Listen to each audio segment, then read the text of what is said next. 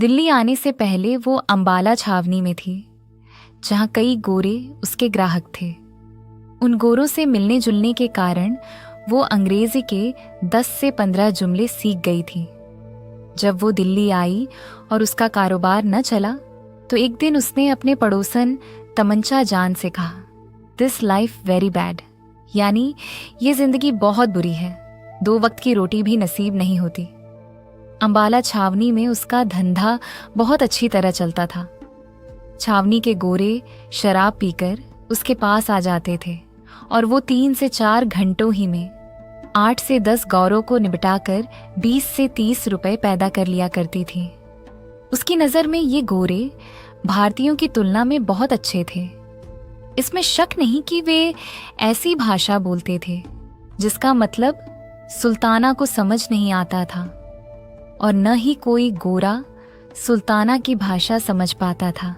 इसका फ़ायदा ये होता था कि अगर गोरे ज़रूरत से ज़्यादा छेड़छाड़ करते तो सुल्ताना उनको अपनी ज़ुबान में गालियाँ देना शुरू कर देती थी। वो हैरत में उसके मुंह की तरफ देखते तो वह उनसे कहती, साहब तुम एकदम उल्लू का पट्टा है, हरामज़ादा।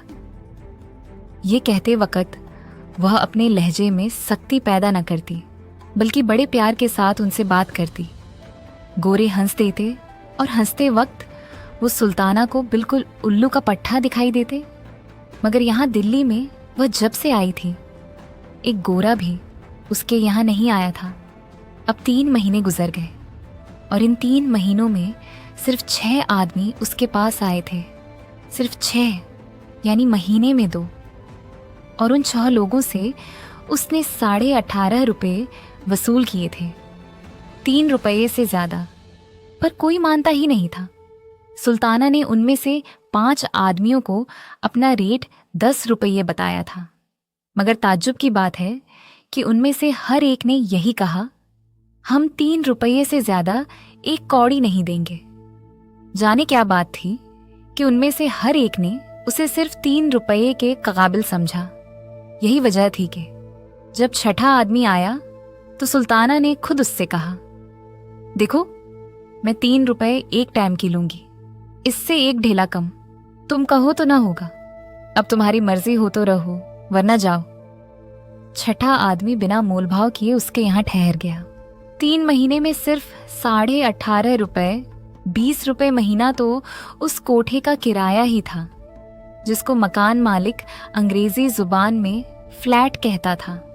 सुल्ताना को खुदा बख्श पर थोड़ा गुस्सा भी आ रहा था, क्योंकि वो उसी के कहने पर दिल्ली आई थी। दरअसल सुल्ताना की खुदा बख्श से मुलाकात अंबाला में हुई थी। सुल्ताना उसको पसंद करने लगी थी। खुदा बख्श के आने से एकदम सुल्ताना का कारोबार चमक उठा था। अंबाला छावनी में खुदा बख्श फोटोग्राफी का काम करता था और उसकी जान पहचान कई गोरों से हो गई थी। खुदा बख्श के जरिए ही कई गोरे सुल्ताना के रेगुलर कस्टमर बन गए थे। एक दिन अचानक खुदा बख्श के दिल में क्या समाई के उसने दिल्ली जाने की ठान ली।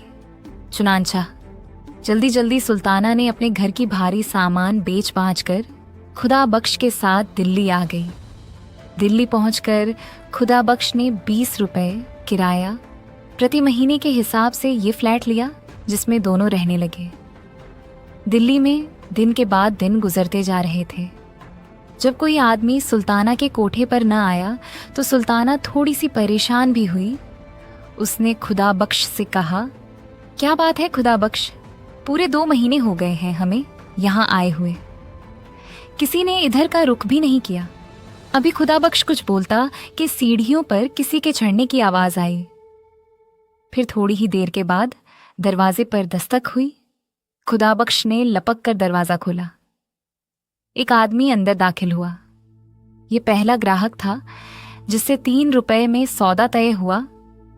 दोस्तों, आप सुन रहे थे आरजे साया को।